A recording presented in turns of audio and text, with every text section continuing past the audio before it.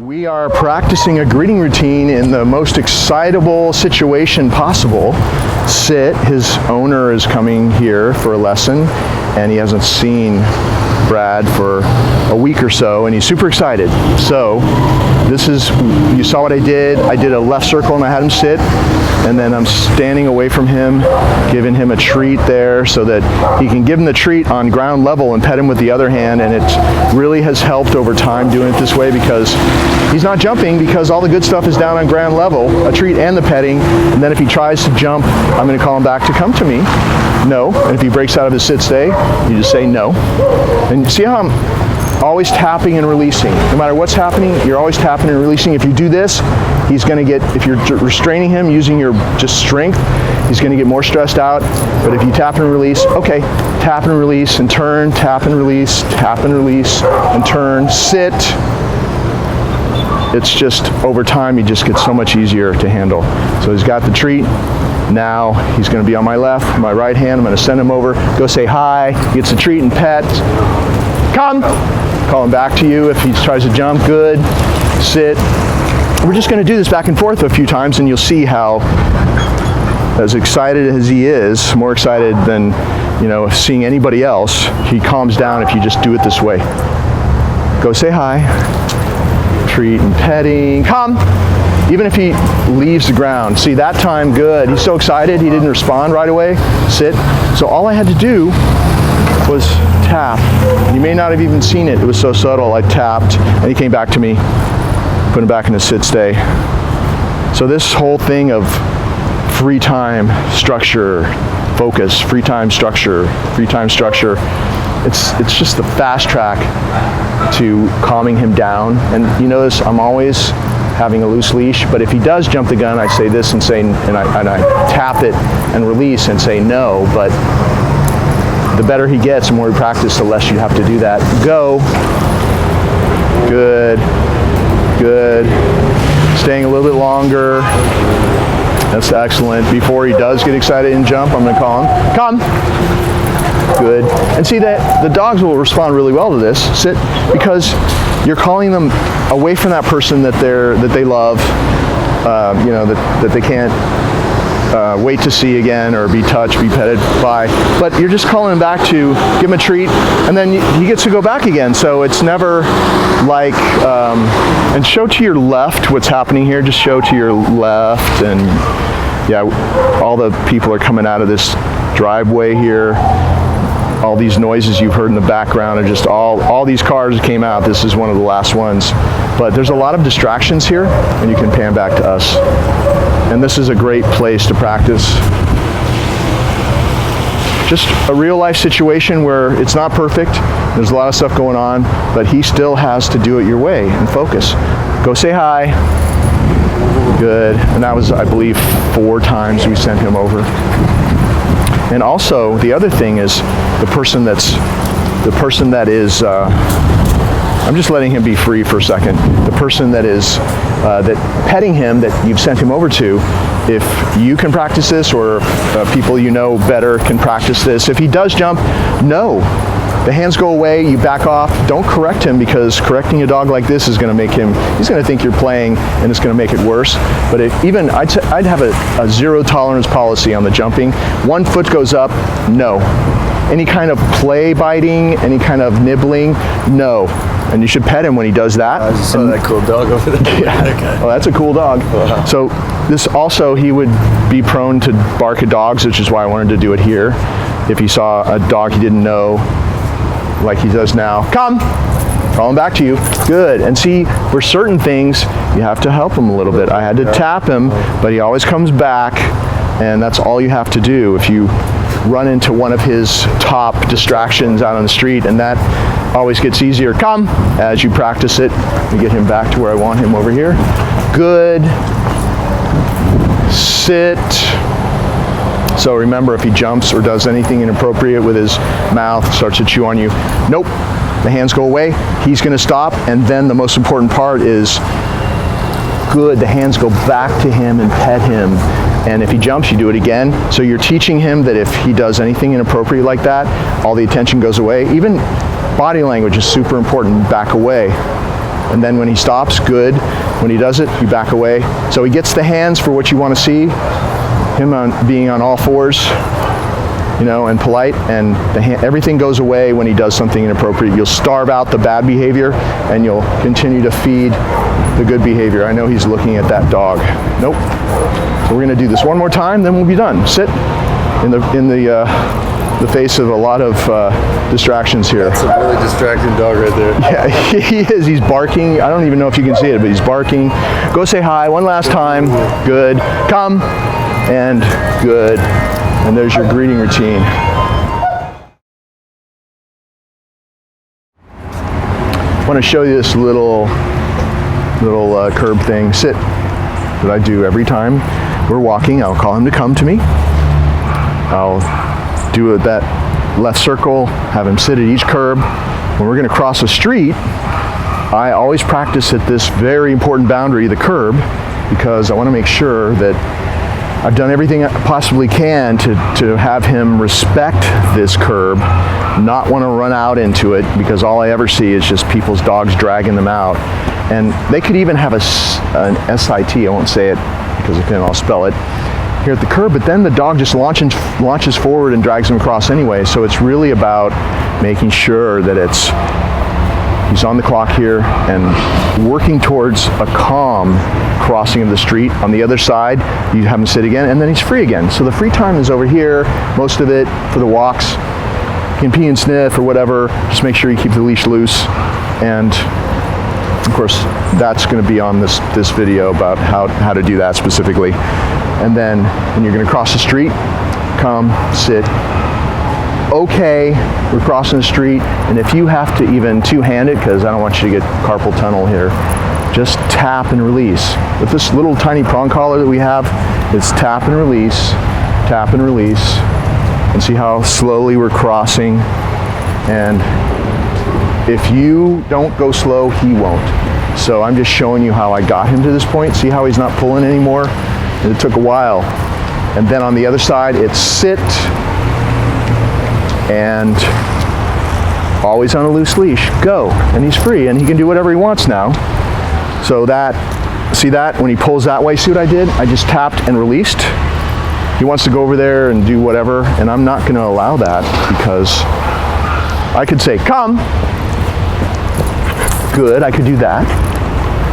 Or I could just stand here and tap and release a couple times. See how he got tangled up in the leash? It's okay if you want to get him untangled, just do this. Come.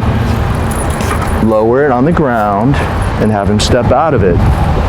Instead of going over there and messing with him and going like this and all this kind of stuff, you'll be doing it all day long. And that could also be a source of overstimulation for him and nervousness, because you're always messing with him. So you saw what I did? Come. Called him to come to me. I lowered it down to the ground, and then sometimes you just have to back into him. He steps out of it. Instant, get your leash back. You don't have to, mess with his legs and ruin the continuity of your walk by always doing that every 2 minutes. And we have just things going on. Why don't you pan to your right a little bit, and then show the other lady in the white car there. Keep going. And then once you've done that, pan back to us. And these are just day-to-day distractions you'll see, and I always use them to practice with.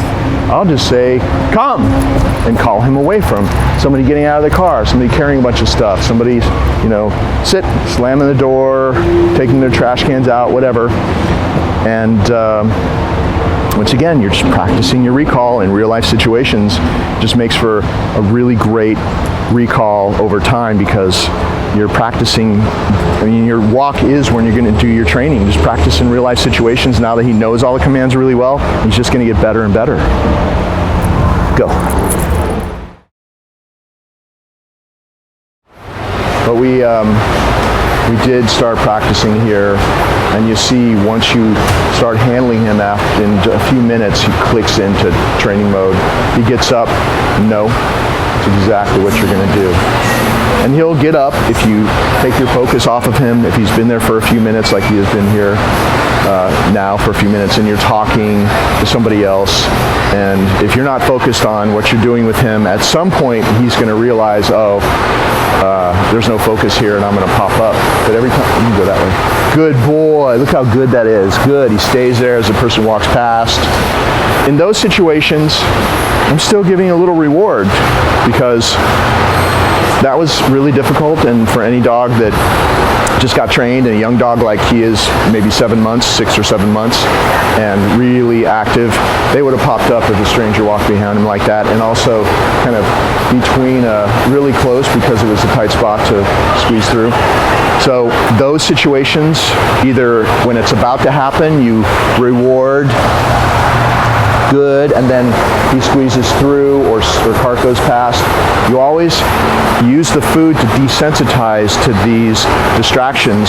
If you wait until it's right on top of you and he's about to get up, you've waited too long. So when you're practicing this out in public, you're always watching to see what's going on, because we want every practice session, even if it's just a few minutes a day in the presence of distractions, to make him better and better and better. So let's say a lady's coming with a cart, I see she's coming, and I get down here like this. No. Good. Make sure that he always waits respectfully until you put it there and withdraw, never grabbing it, taking it out of your hand. And as he's munching on it, she passes by, and that keeps him settled, makes him he starts to become desensitized to those things because of the timing. When you give him the food, it keeps him calm. He's eating the food, it keeps him relaxed, and at the same time he gets used to all these things happening. Pretty soon, you don't need the food. And this is what I've done a lot of, and in most cases, you'll see, if you practice what I'm practicing just for a little while, because he can already do it, but you're going to have to do this for a little while, you can phase the food out pretty quickly and only use a treat for something like this, but I'm going to just let her pass by. I'm going to let her pass by, and let's test this. So no treats or anything, because I have used the food to desensitize. He can handle stuff like this now without the food with me. But you're going to have to do this at least for a couple of days, a few times in the presence of a lot of distractions like this. And of course, we've already practiced with you a bit. He gets up once again. Nope. Still working on that 5-minute downstay in public like this with a lot of things going on, but he's really getting good quickly. He needs to wait until you step back next to him, say, okay, sit, always release him from a calm sit stay, never straight out of a down, because we don't want him jumping up and being hyper. We want to make sure that we're always practicing a calm release. Go, like that. Releasing him from a calm sit stay. You can control the calm release much easier from a sit stay than a down. So it's never like he's in a down and you just go, okay, good boy, and he's all excited. You just destroyed that very fragile calmness we're trying to build up in him that's going to take over his life so that he's good and calmer 24/7 and not just being a wild man unless you're training with a leash. Our goal is we do the training in a way that over time calms him down, makes him less reactive so that you're not having to train all the time. So it's really about the quality of the downstays, the sit stays, and releasing him so that it stays there and he's a little bit calmer every day throughout his life because of how we are doing those downstays and sit stays.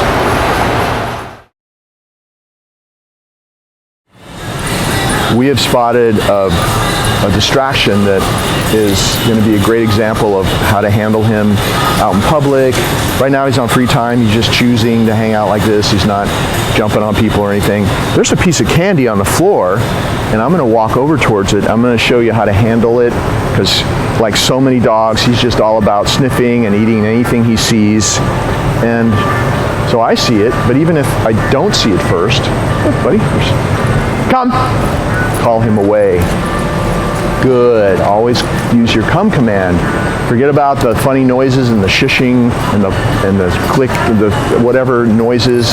None of those things engage his mind to do something instead. But come. I don't know what he's doing over there. Good. It engages his mind. Sit. to work with you and do the opposite of what he's about to do. So I guess the classic word would be leave it, which is just a noise. You could say whatever you wanted. And over time, if you did that, you'd have to say it louder, more than once, depending on what how desirable that thing on the ground was. So why not just practice your recall? It's so much easier. And every time you call him away from something on the ground, his recall in general is just better. Go. Releasing him out of his sit stay. Come. He's looking at that guy with the cart. I'm going to call him away. I'm not going to say leave it. Hi there. Never called. On your toilets? Yeah, no, I left it for Susie Sit. to take care of it. Let's wait and see if we have it. And we're just hanging out and doing training with all this stuff going on. Hi there. And we're just go. Come. That candy's still sitting there. Good boy.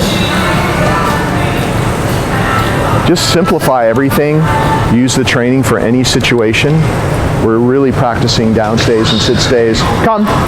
In public, in a place that we can still control what happens because we're picking spots where people can always go around us or whatever, so they're not right on top of us. So always pick a spot where there's a lot going on. Come. Still practicing getting a lot of mileage out of this piece of candy, but look how many times I called him away.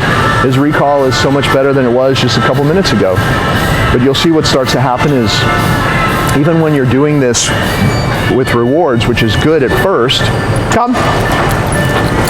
Good. And I'm calling him away with his target hand. Come. Good. And now, but I had treats in it before, but this is what I can do now because I practiced so much with him, I don't have to use rewards anymore. I just call him to this target hand.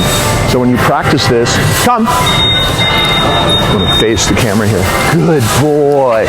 When you practice this for a month or so, like I have probably 1,000 times I've called him to me with a reward, then he has no idea why he wants to come back, why he has to get to this. Because notice how I've been doing it is, come. Sorry. Good, and the pet, and everything happens at once in the treat. And now, when there's no treat, he still gets the good and the pet, and he barely misses it. I've just done it 3 times. There's a little child, come, call him away. Good. Kids are like the #1 thing with most dogs that just really make them excited, and he's nice, come, but he gets really excited with these little tiny beings that squeal and squeak and run around. Like a lot of dogs get super excited when little kids are around, just like a squirrel. Like I'd say that, come, they're equal. Good. Squirrels, sit, and little small children bouncing around and jumping around, walking past, make a dog equally excited, or even a cat that runs. They're all in the same category. And so for something like that, you want to use a treat. For any high value distraction, I went and well, there goes the candy. I will still use the reward for difficult things, but in most cases, I don't have to use rewards anymore. I phase the treats out for all the training for anything other than something that's super difficult. And if I call him back to company and have him sit, we have that. You know, we have that sit stay. And you can even practice a little sit stay. And you know, this is a great place to practice because you never know what kind of noises are going to go on, and it's getting kind of stressful, whatever that beeping is, and all the people everywhere. Down. We just go straight to a down here, down stay. And so it's a great place to practice because a place like this you'll almost never find a place that has more distractions than a place that has noises and carts and wheels always passing by, people walking really close, people carrying tools. So if he can handle this, he can handle almost anything that life throws at him and you. But the key is you have to practice. And it doesn't matter really, it does matter how much we practice together, but after a few times, it's really about you doing my moves. You got the video. That was a little dog treat that fell. And it's just about you doing my moves, watching the videos. Nope. And if he loses, see, he's losing focus because I'm talking to you. You just see how I reset him, put him back. I said no. He went over there, I stepped into him, my body did that circle, and I put him back. Just do that every time. Or, like you saw me before, if he pops up, no, and just ease him back. You still only said down one time. Never repeat the command. Always use the leash exactly the way you see me doing it. Less is more, less talking. Only say it once. Always practice with a leash, because the leash is a way to gently but firmly reinforce any behavior. The SIT, the DOWN, and then stay is by, you don't say stay, as you've seen how I'm doing this. Stay is built in. You don't have to say stay. You just say sit or down and practice ever increasing longer periods of those stays, and he knows to wait for the release. So the release is going to be, you can go that way if you want, it's okay. The release is going to be, come back next to him, he's only going to leave, and this is the way we trained him. Never call him out of a down stay or sit stay. He's only going to, he sees a lady in a wheelchair coming. Okay, you release him like that, sit, and then tap his chest and say, always keep that leash loose too. Go. That's how you release him.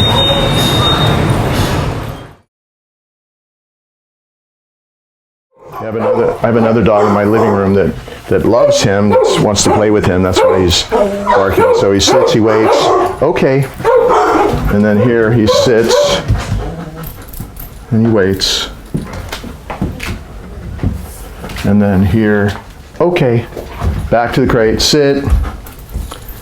See, no tight leash. If he does try to jump the gun, it's a tap and release, and he'll stop. So he wants to go in there. No, I didn't have to tap it, but you might have to do this a few times and say no. Make sure he really waits for your permission. With your right hand, he's on your left. Go. He'll go in there. Guess what I'm going to give him? Because he's going to be in here for a little while. A marrow bone. First, though, I'm going to take off this collar, and I'll show you how I do that. It's just such an easy thing to deal with because it's just a little prong collar. And you always hook the leash up to the funny shaped buckle. The spacer is just that. It's a spacer. It's a round ring. Don't touch it. Make sure it's not twisted. And it works really well. You see how we use it throughout the videos. It's not for causing pain. It's not supposed to be painful, but it makes it a lot easier to handle him. And always, if I didn't mention it when I was taking him out, stick your hand way in there so he's used to getting the reward inside. If he's out here and his head's there and you give him treats, you're teaching him to stick his head out. This is a Great Dane crate, so it's big enough for him to grow into. And so I'm just, when I give him treats at an open doorway on the crate, I'm sticking it way in there so he gets the treats way back there. I think it helps in the long run. And then this thing just gets hung up there, and that way it doesn't get tangled up in itself. So that's the way I handle that. So I'm going to give him his bone, which he loves. Close the door, and then he'll be here for just a little while until we come back in an hour or so and let him out and let him outside again. And let's just show you. See, there's no barking. He'll be munching on his bone for a while. It's a very quiet place. He's all alone. That's what we practiced, having him in there so he wouldn't be used to always having a dog around him. Like, that would be company, because we have dogs, in other rooms together. But then he comes back to your house, there's nobody but him in the room, and he could freak out because it's so different than the way it is here. At least we had him in a room here where he was always alone, and just being taken in and out all day, but not used to having any company like it's going to be at your house. We are about to go into my room where I've had him, and in the crate, and you can tell he's quiet. And sometimes he would bark, but not for very long, just a minute or so, then he would calm down.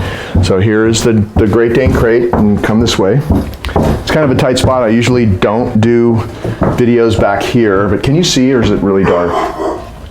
Turn on this light. Here, that's probably better.